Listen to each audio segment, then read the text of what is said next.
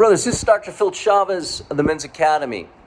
In this Holy Week, as Jesus enters the city of Jerusalem, when the whole city is stirred and excited, after all the accolades and praises, he goes into the temple to teach us some critical lessons. As it says in Matthew 21, and Jesus went into the temple of God and cast out all of them that sold and bought in the temple. Now, when we read or hear this, the casting out of the money changers and merchants seems to be the most compelling event, the most compelling reason he goes. Well, actually, it's not the first reason Jesus goes into the temple, but he does so to present himself to his Father.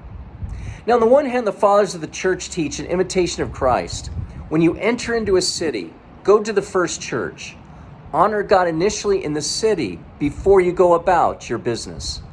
Another point they make is to express a humble attitude, especially at the onset of something great.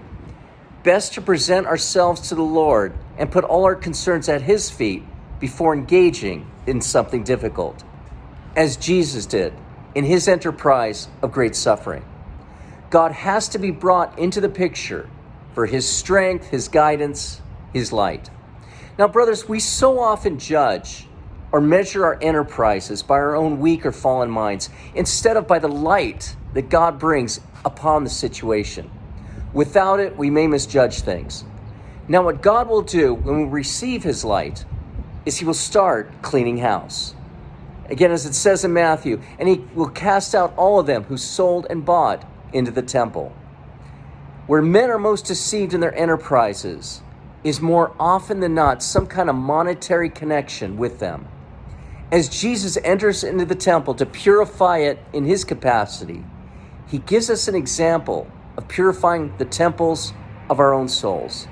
He wants us to eradicate the wrongdoing and the misguidedness in ourselves first. Brothers, careful that in your motives, particularly those for God and the church, that there not be much buying and selling going on. In this lesson of our Lord in the temple, we must give ourselves foremost to prayer.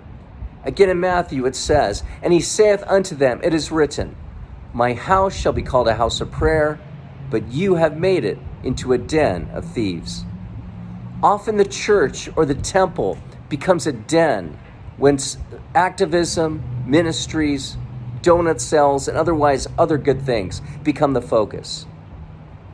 Brothers, as a vital resolution this Holy Week, make the temple you attend, above all, a house of prayer.